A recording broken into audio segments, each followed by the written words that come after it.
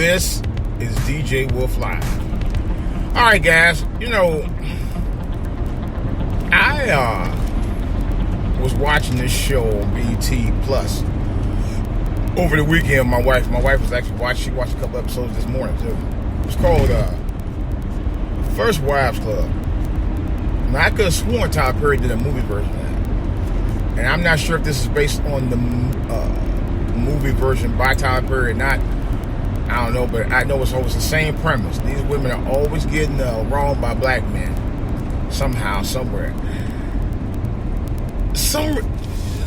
How can I put it? For some reason, and we know part of the reasons, but it's getting old. You notice in the media where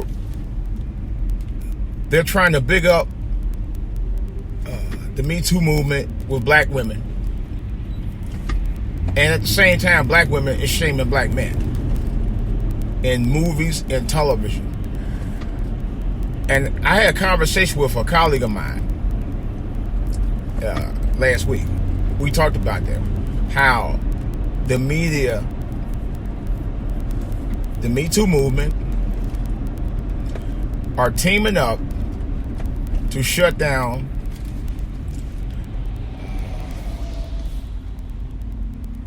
the black male culture.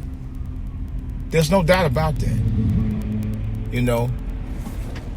It's so many things where all these movies about black women talking about, it's not about them empowering themselves. It's about them, to me, in a lot of the stuff I see, where they're shaming black men, good black men, in some cases, and then they go out for other guys. I'll give you an example. First Wives Club.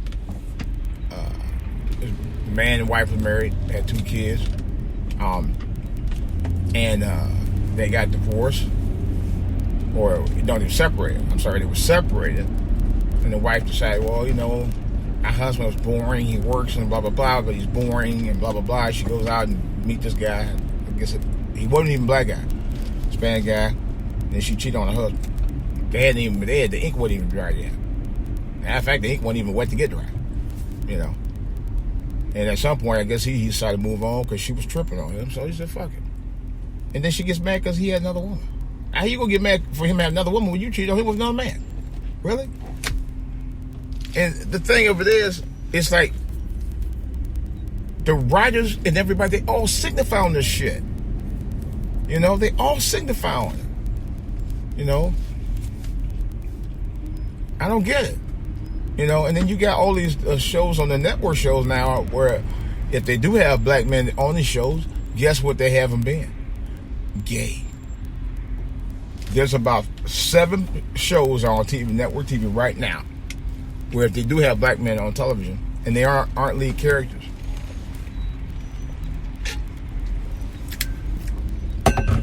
and they're secondary characters on the shows, they're gay. The media and society have teamed up to destroy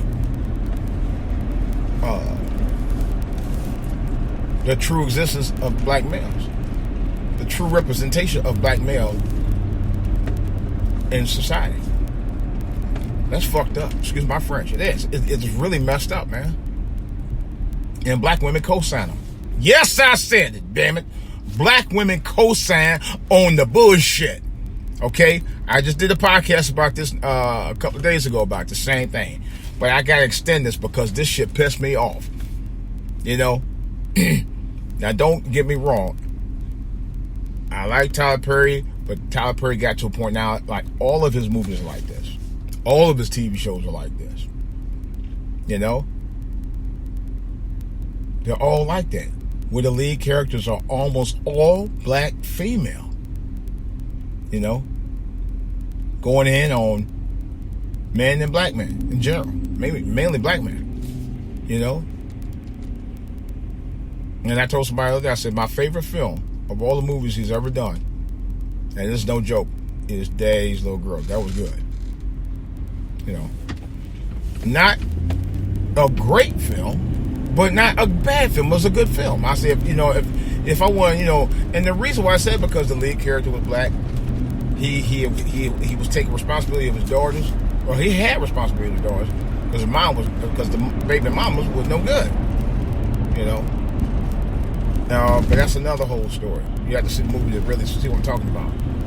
And plus the fact that it made Idris Elba a star. You know. But who I actually did run into years ago at the car show. But seriously though, I mean, we don't have movies like that. You know, Black Panther right now really was a one-off. To be honest, and it wasn't even Black Panther originally wasn't even created by it was created by a white guy, Jack Kirby. I know this for a fact because I used to read the comic book when I was a kid. You know, during his heyday. When I'm talking about in like the early 70s. But it amazes me. And then I'll tell you an example of a good show that was really good was Luke Cage. That was on Netflix for 2 years. And then they took it off. And I'm really upset about that because I think that was one of the best shows on Netflix. You couldn't keep me off Netflix when Luke Cage was on, man. You know, that's a comic book I read cover to cover. And I collected several comic books of those. My mom threw them out later on. But that's another whole story. But it was a really, really good show. Some people said they thought the second season was good at first. I thought it was okay. It wasn't bad. It was almost as good as the first to me. It was a little bit watered down, but it was still a good show. So I didn't care. You know. And but it was a good show. It was a great series, and I don't think they gave it a chance for a third season. I think they should have. You know. But and on top of that, somebody else was saying the same thing, which is why one of the reasons I like Black Lightning. Because like Black Lightning, they keep the storyline going with is it Tiberius or whatever his name is? But anyway, y'all know I'm talking about the main black villain on the show, and he got like scores of people working under it, you know, which is I'm surprised they didn't do that with Luke Cage, you know, because I think if they extend that storyline a little bit with Luke Cage, it probably would have been around for about the third season, maybe. But I don't. But for some strange reason, they abruptly just took it off there, and I'm really upset about that. That's not the story.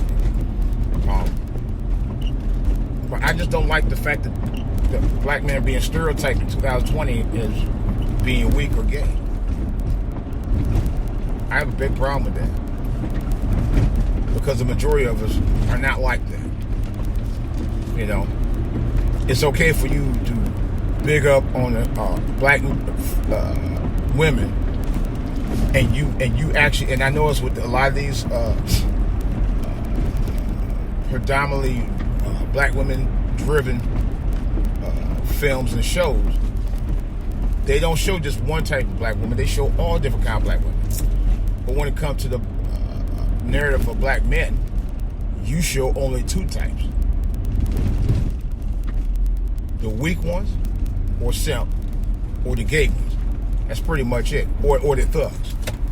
You know, we're you know, we are diverse within our own culture as well, and you guys have a lack thereof of showing who we really about, because you want to present a narrative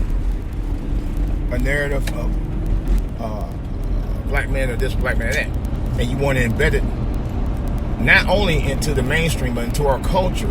But that's how we are. We're not all like that. That's bullshit. I can't ride with that false ass narrative, and I never will, because it's not true about most black men. You know. But the media wants to have a stronghold on that. They want to portray us as being weak, or being players, or being gay, you know, or being abusive. And I think that's messed up, man. You know, because even BET is on that. BET and BET Plus and TV One, they all co-sign that mess. They all co-sign the bullshit. You know, I can't ride with that narrative. I'm sorry, I'm not going to do that. I ain't going to do it. I ain't going to do it for nobody. You know, it's just a shame that all these shows coming out, and they're all about girl power, women power, black girl rock.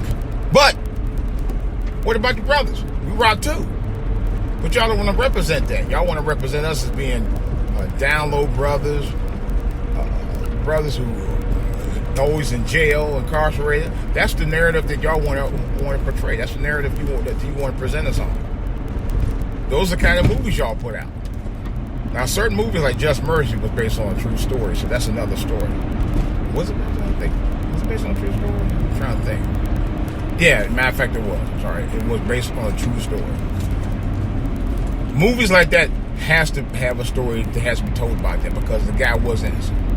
Okay? But that's what we're talking about. You have to portray, bring out presentations of stuff like that because you have to know what was really been done to us as black men. That was a prime example. Good black man, hard-working black man played by Jamie Foxx. Didn't do anything wrong. It was a case of mistaken identity. He got locked up in jail for something he had nothing to do with at all. In the case of that, yeah, we do need movies like that. We need to present the fact that we are portrayed as being thugs, and yet we're locked up, and we're not thugs. And we don't do that, being misrepresented for who we really are. Now, that kind of movie, I loved. That was a great film, by the way. If you hadn't seen it, go see Just Cause. Just Mercy. I'm sorry, Just Mercy. Great film. It really was. But we have to, and this goes for black film directors and future black film directors and screenwriters and television directors. You have to demand through your own media, as well as others, that we're going to portray ourselves as who we really are. Hard-working men, businessmen, not the narrative that you want everybody else to believe. Bottom line. This is DJ Wolf, and I'm out.